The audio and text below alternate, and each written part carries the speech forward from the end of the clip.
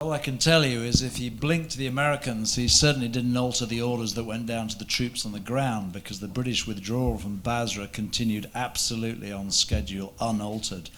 And I think that the area that you might have explored a bit more was the gap between what Blair said to the Americans and the orders that he and his administration were giving downwards and the reality on the troop, because I think that gap was certainly felt extremely painfully by those of us on the ground, to whom our position looked so at odds with the Prime Minister that it just further destroyed the credibility of the British system in the eyes of the Americans.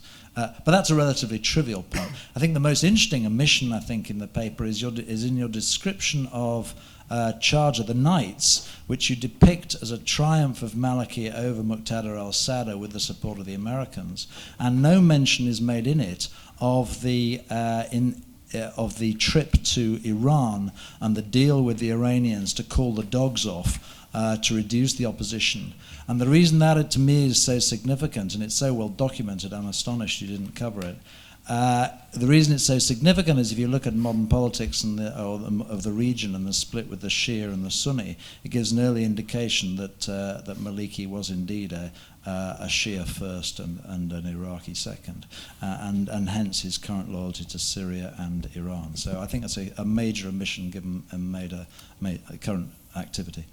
It's an omission that you have to have when you make programs the way we do, which is the only people we have are the people in the room when the decisions are made.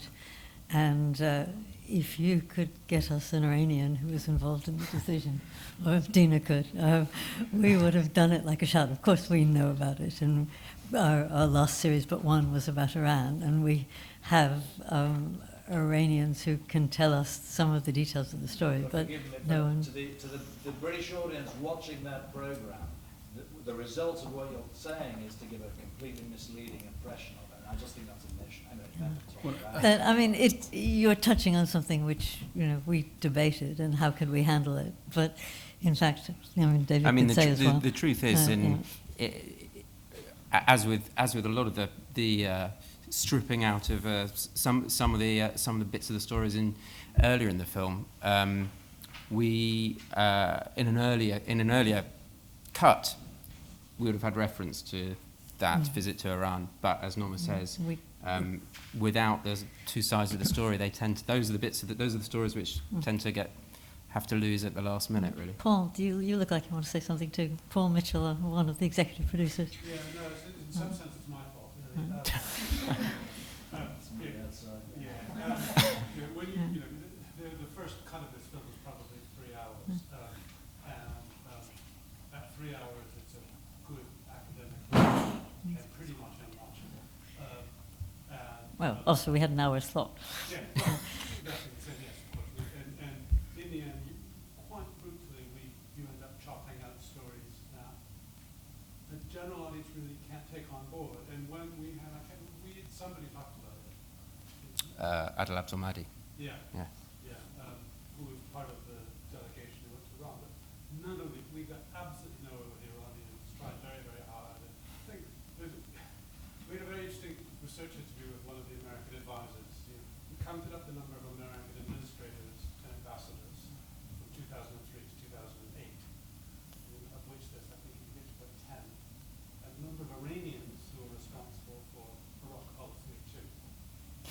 And they're in the Revolutionary Guard. And they won't talk to you. And you talk to them, you could talk to this person who's an Iranian specialist, but it's just not the same. And when you have a one-handed conversation, the audience will just look at anything out of it, So, no, I mean, we say that is what's wrong with our history. I mean, and we can... Let's bring Dina in to talk about the wider Iranian attitude towards Iraq.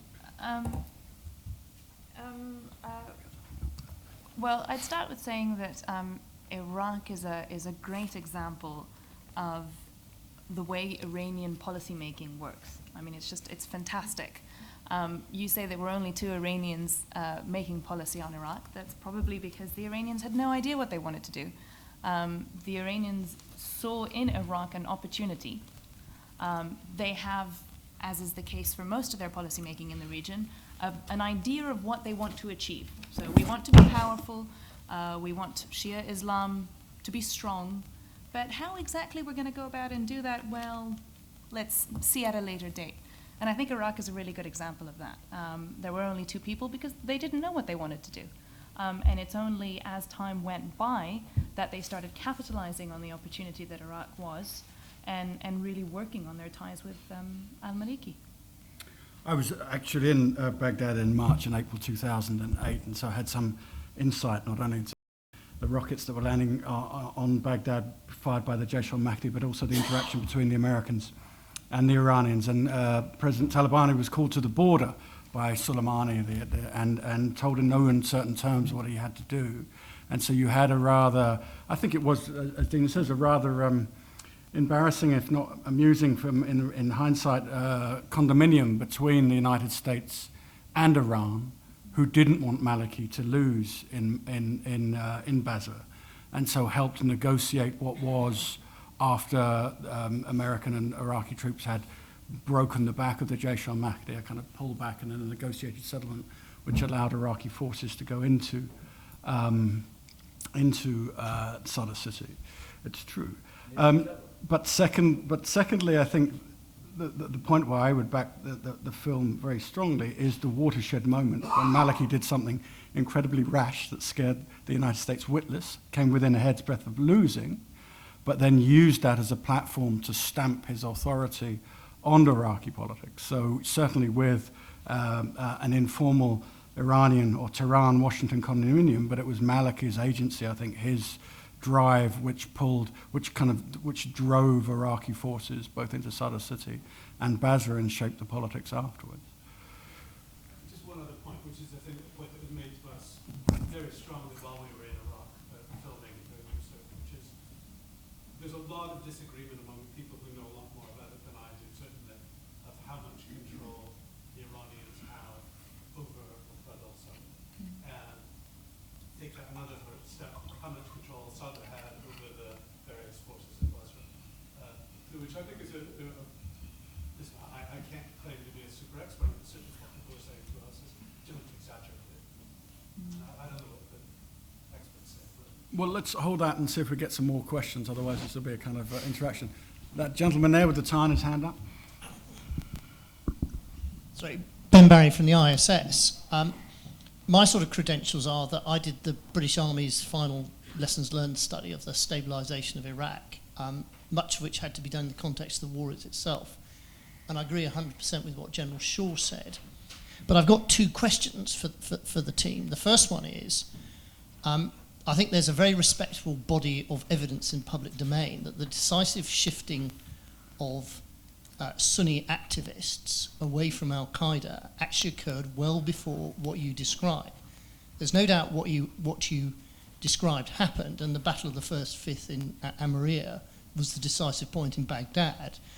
But my judgment, and the judgment of many, is that wouldn't have happened without the shifts in Anbar, the previous autumn, which created the conditions for this.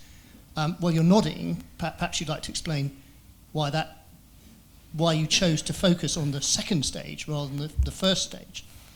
But my second point is I congratulate you in this last episode of having people judged by their own words and the contradiction between words and events, as you heard from the guffaws and the chortles and the expressions of sort of aghastness that's been coming from the floor. But there are a number of other opportunities that in the earlier programmes you would have had to do this that I wonder, well, perhaps you didn't to the same impact. I mean, the first one is that the stark contradiction between the US plans and their anticipation of being welcomed as they were in Kosovo and what actually happened. And secondly, for example, many of us, I think, who had a feel for the campaign would have just been generally aghast to see Chalabi given the benefit of the doubt in the way he was in the earlier episodes. No? I'm not sure what you meant by Chalabi being given the benefit of the doubt. Well, I'd spare the audience the detail, but there seems to be many facets of Chalabi, not all of them nearly as positive as he would have you believe from the interviews. But in fact, I mean, the main thing that Chalabi did was debathification was something that the program didn't go into in detail. So, I mean, we only interviewed Chalabi, we only showed Chalabi in the finding, going to see Saddam Hussein, and in the very, very beginning of when the Americans came. But I think we shouldn't, I don't think we should be discussing a program that nobody else saw. Sorry, what's something else I was going to say? And was for David, but yeah. We thought, I think it's fair to say we sort of thought long and hard about whether to include, we obviously covered Anbar in our research, and we interviewed people off the record who were involved in events there. But I think, as Norma said in her sort of opening words earlier, we look for specific stories which reflect turning points. And yes, the start of the awakening in 2006 was, of course, significant, truly significant, and a turning point. But I guess in our judgment, ultimately, we felt that the moment, which could have been the story we tell in Amaria, we could also have told stories at Abu Ghraib with another interviewee who we filmed. But the moment when this breaks out of Anbar and moves towards Baghdad and really explodes across the country was, for us, the story to tell. So you make, obviously, nobody's going to agree with every editorial choice that we make, but that's what I was going to say, that we can only, in an hour, tell some stories, because we tell stories in detail.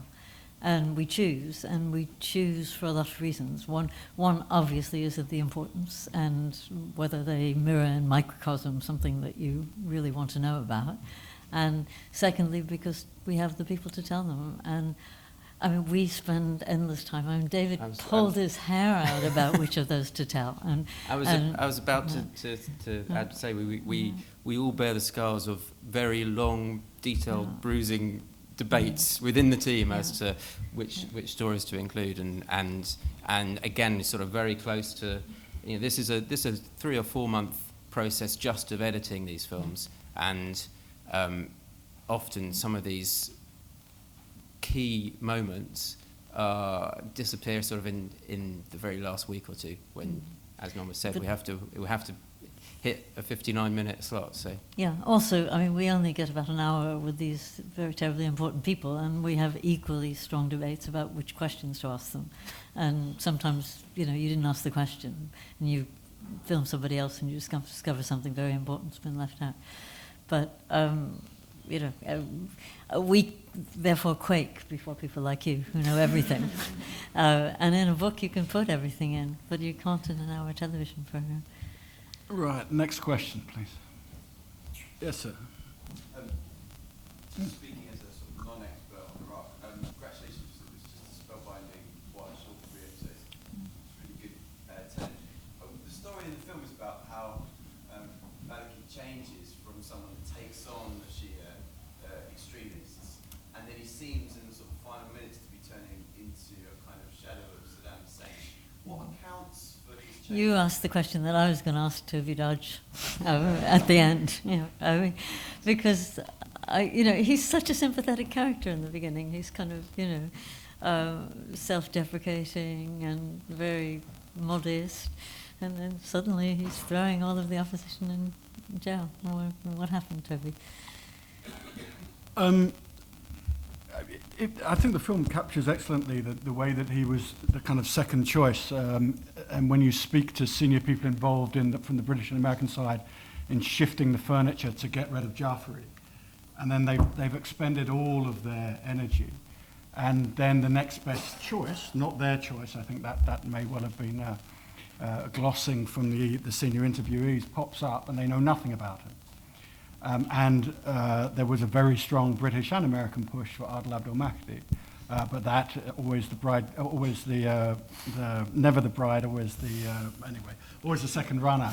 And so Maliki steps in as to begin with, from 2006 through 2008, and I think the film catches that, an incredibly weak all the way through 2007-8, there were plots within the American government, there were plots within the Iraqi government to remove him, and he was never removed.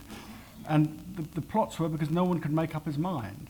No one could make up their mind whether he was a sectarian murderer, a weak person who would never have the ability to impose order, or something else. Now, it turned out he was probably all three, and he did impose order after 2008 and has driven onwards. Now, cometh the man, cometh the moment, or cometh the structural conditions of the country, an oil-driven rentier economy that had gone through a civil war, that had tens of billions of dollars pumped into it by the United States to create a nearly 1 million strong army. Now, if Maliki wasn't going to be a dictator, one would think the next person along would have been because of those situations. Now, I do believe he's heading on the way to becoming a dictator, but I don't think it's anything personal. I think it's the structures of the state that have given him that power, and he's taken it. I also believe he's a deeply paranoid man with a deeply sectarian understanding of Iraqi society, but given what Iraq's been through, and given the amount of people who'd love to remove him, wouldn't you be paranoid? Okay. Anyone else? Anyone else? Can I ask a question on the clever people? Which is, you know, in the last 2 months, we've seen a huge number of people being killed in Iraq. I think it's over 1,000 in the Last month, yeah. And I keep reading in the newspaper, oh, this has to do with Syria, this has to do with bigger Middle Eastern policy. But when we were there, everything seemed to be actually internal Iraqi politics. And there's very little people telling us and saying, no, this has to do with what's going on in Syria, this has to do with the region. I just like to know what you think in terms of what's going on, what's driving the current sectarian the current resurgence of sectarian killing. I'll let Dina explain the wider regional conflict in a minute. I would, and I'm an Iraq expert, what's a big word, expert, I work on Iraq primarily, and I would agree with you. You have a political system that has gone through a deeply, deeply traumatic civil war when hundreds, if not hundreds of thousands of people have been slaughtered, primarily I think because of the collapse of the state and the external invasion, and then sectarian rhetoric has been used to justify that. You then have a series of incredibly inefficient governments of national unity while Maliki centralizes power, and he has made it very clear he's going to sweep away that government of national unity and have a majoritarian government. But, after the next elections next year. But as we move towards that, you have key politicians from Iraq here, as you indicated. I think much more than Tariq al-Hashimi, who's not a particularly popular or competent politician, Rafi al-Asawi, the Minister of Finance, who was the most popular, most competent politician within Iraq here, placed in the finance ministry and was driven out almost the same day, the year later, in exactly the same way as Hashimi was driven out. And that's, I think, what accelerated what were localized demonstrations into national demonstrations. So if you take, you could argue that in the elections in 2010, a section of the population who had been alienated and against the invasion, who had suffered in the civil war afterwards, and we could call them the Sunni population, the secular population, whatever, invested in the ballot box. And below me, they delivered 91 Iraqi MPs to parliament to Nouri al-Maliki's State of Law 89. What did they get for that investment? The persecution of the politicians who were driven out of power. That seems to be completely separate to the regional conflagration, the tinderbox leading to greater violence. I don't think history repeats itself, and I don't think Iraq's returning to the type of civil war we saw 2004, 2008, because I think the Iraqi state is much, much stronger and can lock that violence down, the 1 million man army. But I think you could explain Iraqi politics without the regional Cold War that's going on. But I'll leave Dina to explain the regional civil war. Yeah, I completely agree with you. I think that I don't think that domestic violence is driven by what's going on in the region. But I think the interesting question is how much is the relation between Iran and Iraq driven by what's going on in the region?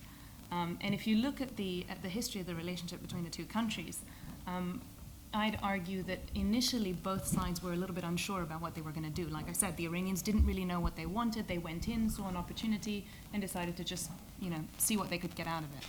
And I would argue that at the beginning they were more powerful than they are now, largely because of what's happening in Syria. I think that, and perhaps also to a certain extent, the international community's efforts to isolate Iran.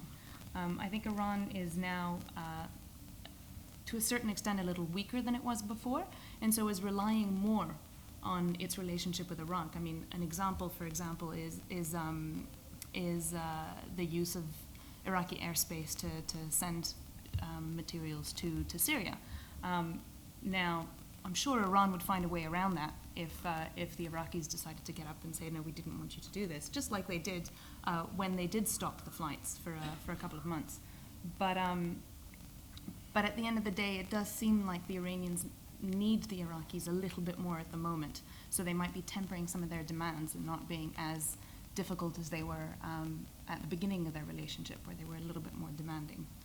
So I do think that that what's going on in the region will impact the course of this relationship, because still today, I think neither side really is in control of the relationship, and it's kind of subject to what's going on in the region. Well, we've just come to the end of our time, and I'll take that one question, but that's it. It's not really a question, Gordon Wilson, it's not really a question. Just a comment on your comments on Maliki's change in nature. In that all you can say, Acton's dictum on power describes exactly what happened to Maliki. And I think, that says it all in one little short sentence, really. Thank you. Well, that's a depressing note to end on. What I'd like to say, I'm an Iraqi train spotter. I've done nothing but study Iraq and have worked in Iraq and have been in and out of Iraq just before the invasion, during the Charge of the Knights and whatever. And I'd like to pick up on the gentleman in the blue shirt's point at the end.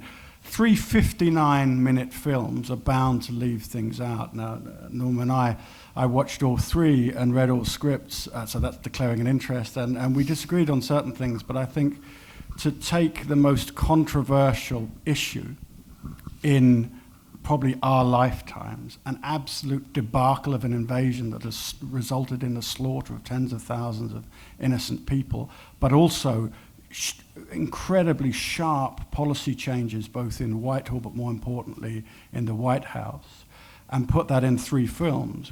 Now you have to do a little bit of damage to reality, but I think what they delivered is 3 incredibly powerful films. I think the third one, for my own biases, is by far the best, and on a very high standard. And I think they delivered entertaining and informative films that are a tribute to their craft. So thank you very much, and we look forward to the public airing of this one when? Wednesday. On Wednesday? Wednesday, 9 okay. o'clock. Thank you very much. Thank you so much. Thank you very much.